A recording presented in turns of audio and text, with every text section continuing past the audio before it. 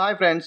First, second భాగాలలో గుడి లోపల శిల్పాలు, గుడి బయట ఉన్న కొన్ని మదనికలను చూశాం. ఈ మూడవ భాగంలో గర్భగుడి మీద ఉన్న విగ్రహాల గురించి చూద్దాం. ఇక్కడ శివపార్వతులు ఉన్నారు. ఇక్కడ విష్ణుమూర్తి ఉన్నారు. ఇక్కడ లక్ష్మీనారాయణుడు ఉన్నారు. లక్ష్మి విష్ణువు యొక్క ఒడిలో కూర్చొని ఉంది. వారు ధరించిన వస్త్రాలను, ఆభరణాలను చాలా సహజంగా, అద్భుతంగా చెక్కారు. వారి క్రింద గరుడ వాహనం ఉంది.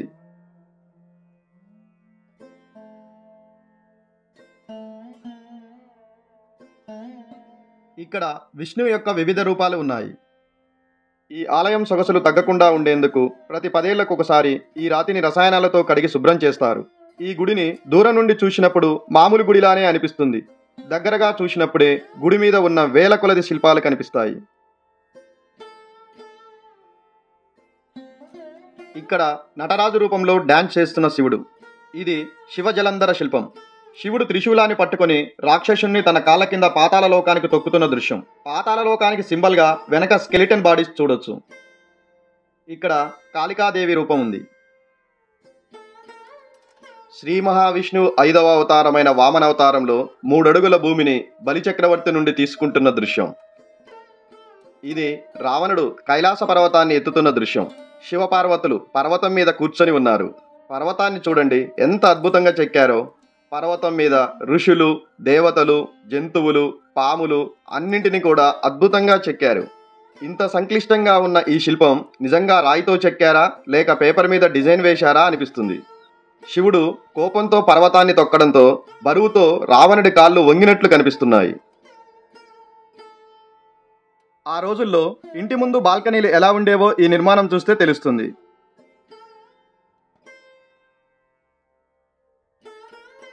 ఇక్కడ మహిషాసుర మర్దిని చిత్రం ఉంది.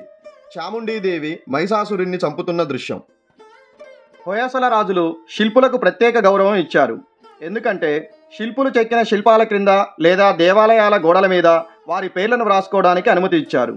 ఈ దేవాలయం మీద 16 మంది శిల్పుల పేర్లు కనబడతాయి. ఇక్కడ బ్రహ్మ శిల్పం ఉంది. పైన గొలుసుకు వేలాడుతున్న గంట ఉంది. దీన్ని చూస్తే రియల్ ఐరన్ చైన్ లాగా ఉంది.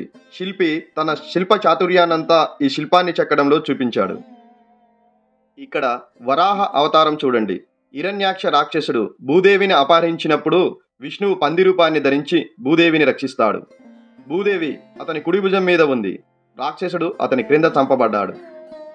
ఇక్కడ చిన్న వినాయక విగ్రహం ఉంది. 8 చేతులు ఉన్నాయి. నాట్య వినాయకుడు.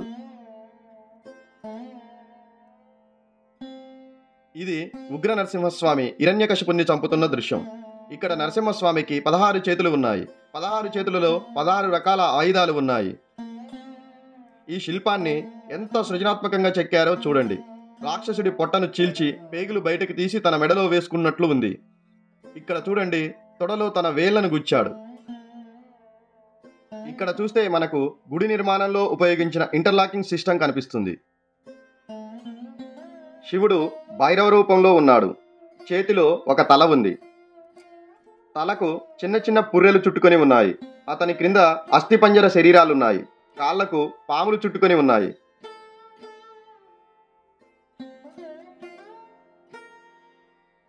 ఇక్కడ సూర్యభగవానుడు 7 గుర్రాల రథంపై ఉన్న దృశ్యం. ఈ 7 గుర్రాలు రెయిన్బోలోని 7 రంగులను రిప్రజెంట్ చేస్తాయి. దీన్ని చూస్తే ఒక రథం లాగా, మల్టీ స్టోరీడ్ బిల్డింగ్ లాగా అనిపిస్తుంది. ఈ గుడిని నక్షత్రాకారంలో ఎంత ఖచ్చితత్వంతో కట్టారో చూడండి. పైన ఉన్న మూలలు ఎగ్జాక్ట్గా క్రింద ఉన్న మూలలకు సమానంగా ఉంది. అంటే టాప్ టు బాటం ఒకే యాంగిల్లో ఉంది.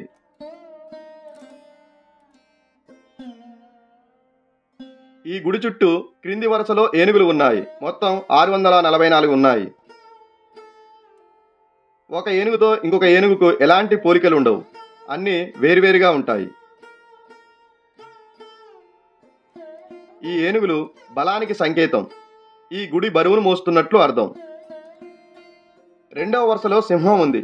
ఇది ధైర్యానికి సంకేతం. 3వ వరుసలో గుర్రాలు ఉన్నాయి. అవి వేగానికి సంకేతం.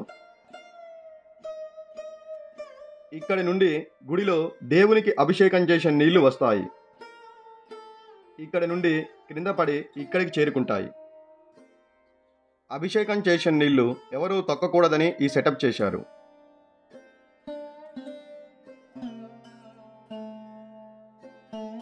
ఇవి విష్ణువు యొక్క పాదాలు. లోపల దర్శనం కాకపోతే ఇక్కడ దర్శనం చేసుకుంటారు.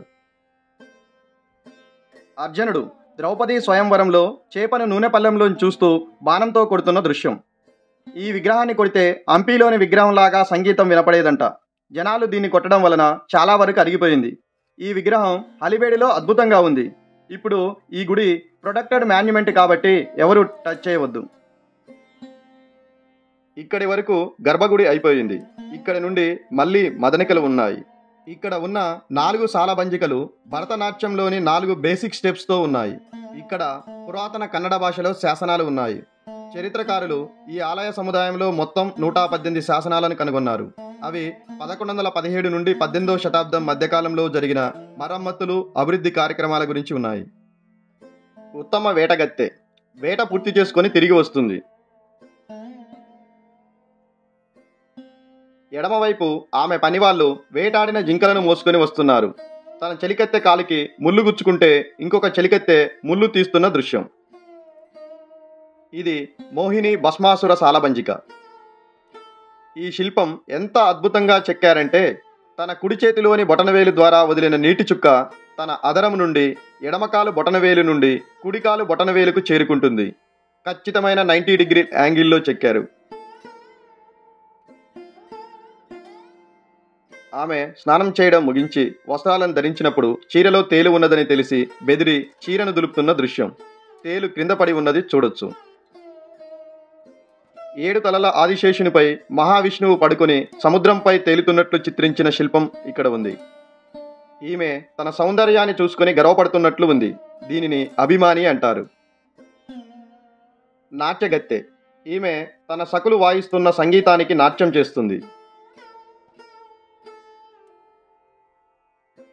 నాగవీణ చేతిలో ఉన్న వీణకు ఒక చివర పాములా ఉన్నది. వీణను వాయిస్తూ గానంలో నిమగ్నమై ఉంది. కాలు ముళ్ళు తీస్తున్న దాసి. ఫ్రెండ్స్, ఇలాంటి మంచి వీడియోల కోసం మా ఛానల్ని సబ్స్క్రైబ్ చేయండి, లైక్ చేయండి మరియు షేర్ చేయండి. ఇక్కడ ఉన్న మదనికలలో ఇదే మగ సాలబంజిక. డ్రమ్ము వాయిస్తూ నృత్యం చేస్తున్నాడు.